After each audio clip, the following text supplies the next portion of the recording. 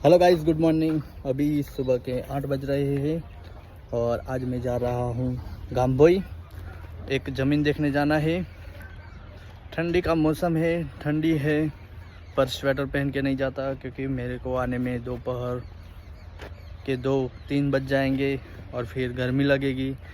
तो स्वेटर लेके कहाँ घूमूंगा मैं साथ में। मेरे पास जितना कम सामान होता है उतना मेरे को अच्छा लगता है। इसमें सिर्फ एक डायरी है और एक बर्थ सर्टिफिकेट है।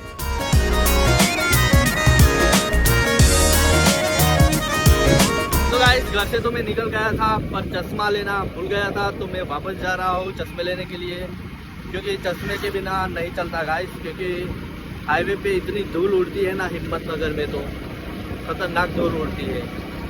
चश्मा हो तो अच्छा रहता है, आंखों को सेफ्टी रहती है। तो करो ना ये वीडियो। तो गाइस, આપણે પેટ્રોલ પંપથી નીકળીને સીધા પહોંચી ગયા છીએ ટોલ ટેક્સ આગળ। અહીંયા આપણે ગરમ ગરમ ચા પી લઈએ, ગરમ થઈ જઈએ, પછી આપણું બાઇક લઈને નીકળીએ સીધા ગાંભોઈ જવા માટે। અહીંથી બાઇક સીધું આપણું ટેક ઓફ કરશે અને ગાંભોઈ જઈને લેન્ડિંગ કરશે।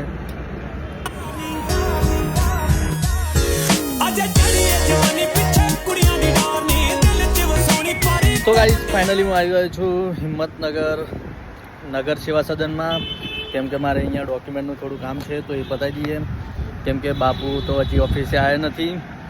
ઓફિસે પહોંચીને ફોન કરશે, એટલામાં આપણે આ ડોક્યુમેન્ટનું કામ પતાવી દઈએ।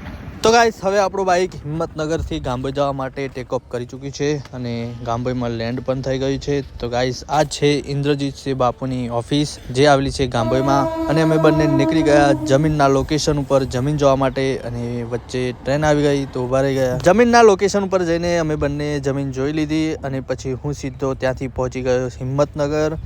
એક બિલ્ડર પાર્ટીને મળવાનું હતું તો તેમની ઓફિસ ઉપર જઈને મિટિંગ કરી, બેસ્યા, વાતો કરી, ચા પીધી અને પછી હું ઘરે જવા માટે નીકળી ગયો। તો ગાઈઝ, જેવી તમે અમારા ગામમાં એન્ટ્રી કરો એટલે તરત જ તમને આવો એક મસ્ત નજારો જોવા મળશે। કુદરતી ઝાડથી બનાવેલો ગેટ હોય એવું તમને લાગશે।